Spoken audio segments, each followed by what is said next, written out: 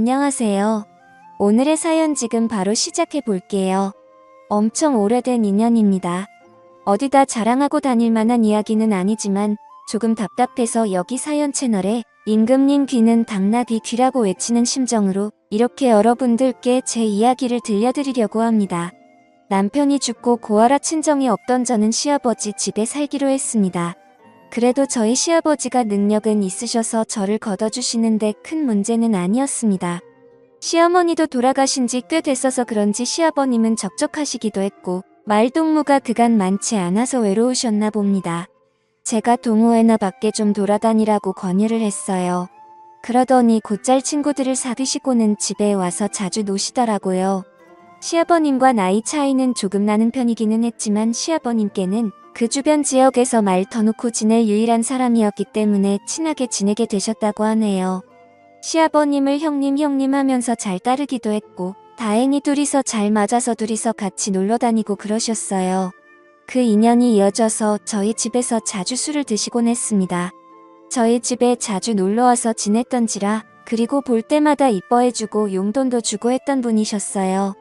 부담스러운 느낌이 아니라 오히려 저는 좋은 삼촌이 생겼다고 생각했어요. 꽤 오랜 시간 같이 있다 보니 사실상 시아버님 다음으로 많이 만나던 사람이 삼촌이었습니다. 나이가 중후하지만 분위기 있던 스타일이라서 어느 정도 호감은 있었어요. 그 정도 어렴풋이 기억이 나네요. 제가 서울에 있는 회사에 다시 들어가면서 저희 시아버님도 은퇴를 하시게 되었고 그렇게 저희는 서울로 이사를 하게 되었어요. 시아버님과 삼촌 두 분 다 속상해했지만 한국인데 못 만날 게 어디 있나며 서로를 위로했습니다. 그런데 저는 솔직히 조금 아쉽더라고요. 속으로는 삼촌을 조금 좋아하고 있었나 봐요. 그게 너무 아쉬웠어요. 삼촌 또한 제 손을 잡으면서 건강하게 잘 지내라면서 눈시울이 붉어지셨는데 그날 그때 얼굴이 아직도 기억에 선명하게 남아 있습니다. 그 영향을 받아서 저는 지금도 솔직히 중년 남성이 제 취향이 되었습니다. 그런데 연상이라는 게 사실 나이 차가 한두 살 많은 연상을 말하는 게 아니었어요. 서울 가서도 연애를 하면서는 또래 남자들과 연애를 하기는 했지만 무언가 저를 채우지 못하는 것이 있었어요. 속으로 아쉬움은 많았지만 제 취향을 들킬 수 없어서 숨기기만 했어요. 남들하고 똑같이 나이 비슷한 직장인 애인을 만나게 되었습니다. 남편을 보내고 솔직히 별로 관심도 없었어서 연애를 하지 못했는데 주변에서 안타까워해서 시작한 연애이기도 했어요. 그래도 나를 받아준 사람이라 내심 많이 좋아하기도 했고 마음도 많이 썼습니다. 최선을 다하긴 했지만 한참 때인 나이인데도 이상하게 흥분이 잘 안 되더라고요. 그래도 그때 애인이 저를 많이 위해주고 기다려주고 어떻게든 맞춰보려고 이것저것 노력도 많이 했습니다. 도무지 애인한테 나는 연상이 아니면 안 될 것 같다는 말이 도저히 안 나오더라고요. 그 애인이 나쁘다고 생각하진 않는데 그도 사람인데 당연히 답답하고 힘들었겠지요. 결국 그는 저를 두고 다른 여자를 만나더라고요. 잡으려 했지만 그는 마음의 상처를 크게 주고 저를 떠났어요. 저를 위해 그만큼 희생해준 좋은 사람이었던 애인이 나를 두고 어떻게 양다리를 걸칠 수가 있나 하는 배신감이 더 컸죠. 게다가 남편을 보내고 첫 애인이었기에 애인의 바람에 저는 우울에 빠지게 되었고 그때 카카오톡도 연락처도 핸드폰에 있던 모든 걸 지워버리고 한동안 방황을 했어요. 그렇게 허무한 시간들을 보내다가 시간이 지나니까 해결이 되더라고요. 그리고 나서 다시 백업해둔 연락처를 정리하면서 카카오톡도 설치하고 정상적인 삶으로 되돌아갈 준비를 하고 있었습니다. 마지막 백업을 해둔 게 너무 오래 전이었어서 그동안의 친구 목록이 다 사라져 있었지요. 그런데 제 눈에 띄는 번호가 하나 있었으니 제가 서울에 오면서 헤어지게 되었던 삼촌의 번호였습니다. 10년 동안 같은 번호를 쓰고 있던 건지 카카오톡에 자동으로 친구 등록이 되면서 오랜만에 삼촌의 사진을 볼 수 있었습니다. 핸드폰 화면에 작은 사진으로 보니 괜히 떨리더라고요. 그래서 삼촌의 사진을 터치해서 확대를 했습니다. 여전히 중후한 매력 그대로였고 얼굴살이 조금 더 빠졌을 뿐 저를 설레게 했던 미소는 여전하더라고요. 어디 아는 사람들하고 산에 놀러 갔던 건지 정상에서 찍은 사진을 보니 오랜만에 마음이 설레기 시작했습니다. 그때부터 그가 어떻게 지내나 궁금하더라고요. 그런데 상태창을 보니까 메모 남겨놓듯이 해놓는 프로필 상태 메시지 아무것도 필요 없다라고 약간 쓸쓸해 보이는 구절을 상태 메시지로 남겨놨더라고요. 그리고 프로필 사진으로 되어 있는데 그게 올려보면 옛날에 해놓은 거고 사진들도 다 볼 수 있었거든요. 그런데 사진이 하나도 남아있지 않은 겁니다. 지금 프로필로 되어 있는 사진을 제외하면 말이죠. 그때 직감적으로 삼촌에게 무슨 일이 있는 건가 하는 생각이 들었습니다. 저는 애인에게 받은 상실감 때문이었을까요? 아니면 그 애인과 그렇게 노력을 하며 오랫동안 사랑을 나누는데도 한 번을 만족을 못했던 게 사실은 마음속에 오래전부터 그를 품고 있었기 때문이었을까요? 무작정 짐 싸들고 삼촌이 살고 있던 예전 그 동네로 향했습니다.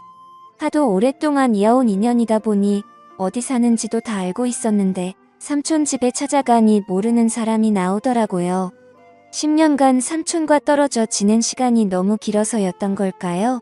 하지만 체감상 그렇게 오랜 시간이 지난 것 같지 않은데 다른 사람이 나오니 당황스러웠습니다.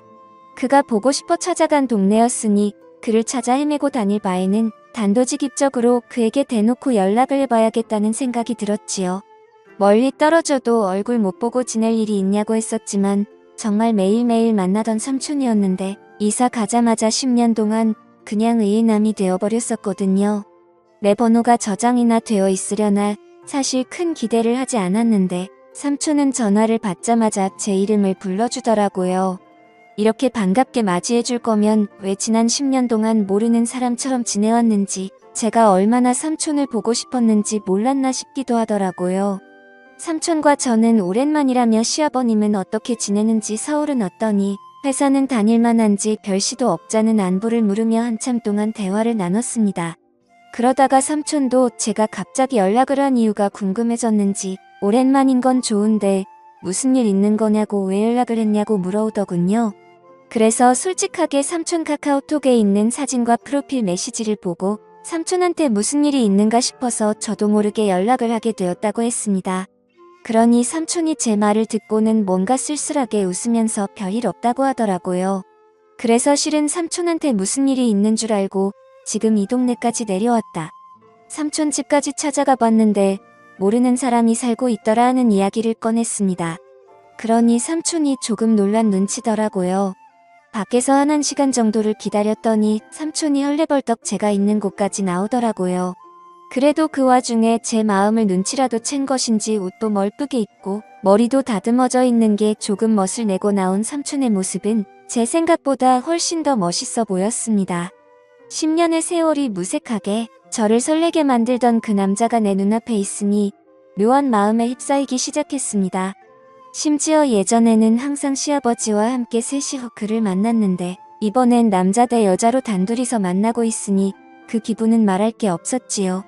직접 만나니 삼촌이 아무 일 없이 잘 지내고 있다던 말과는 다르게 삼촌의 현재 상황을 말해주더라고요. 사실 저희 가족이 서울로 가기 전부터 아내와 불화가 생기기 시작했고 10년이 지난 지금에서야 결국 이혼을 하게 되었다는 겁니다. 그런데 그 과정에서 자식들이고 뭐고 다 대가리 크고 나니까 자기가 회사 다니며 힘들게 키워준 것도 모르고 어머니를 따라갔다고 자기는 이제 완전 혼자가 된 거나 마찬가지라며 힘들어 하더라고요. 삼촌이 힘들다고 하는 말에 저도 사실은 이러하다며 현재 제 상황을 설명했습니다. 저 또한 큰 우울에 빠져있는 상황이라 삼촌이 보고 싶어 여기까지 내려왔다는 그 명분을 설명하고 있던 것 같았습니다. 그런데 삼촌은 눈이 휘둥그레지면서 그런 일이 있었는데 왜 여기를 내려온 거냐고 묻더라고요. 그래서 삼촌에게 커피 말고 같이 술이나 한잔하자고 같이 술 마셔주면 다 이야기를 해주겠다고 말했습니다.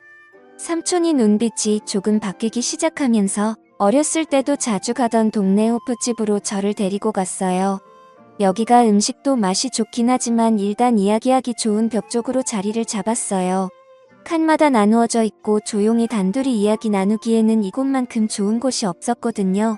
그때 저도 솔직히 삼촌과 조금씩 저에게 마음을 열고 있다는 생각이 들기도 했습니다. 삼촌이 저랑 술 같이 마시니 뭔가 묘하다고 하더라고요. 술을 한두 잔 나누다가 저도 삼촌에게 제가 애인과 헤어졌던 이야기를 하면서 사실 애인 앞에서 내가 다가가지 못한 이유와 노력을 해도 잘 해결되지 않았다고 말했어요. 그리고 그 문제의 중심에는 항상 다른 사람도 아니고 삼촌이 있었다고요.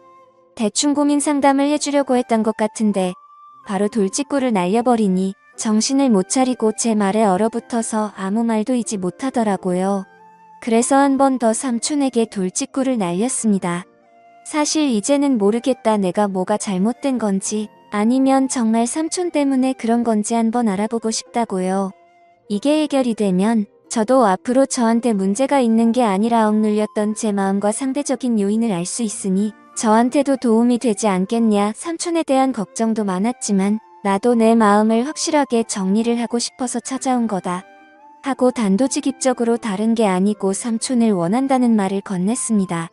삼촌은 무슨 말을 그렇게 하냐며 손사래를 치기는 했지만 거절을 하지도 않았고 자리를 떠나지도 않았습니다. 결국 삼촌도 스스로가 맨정신으로는 할 수 없겠다는 결론에 도달했나 봐요.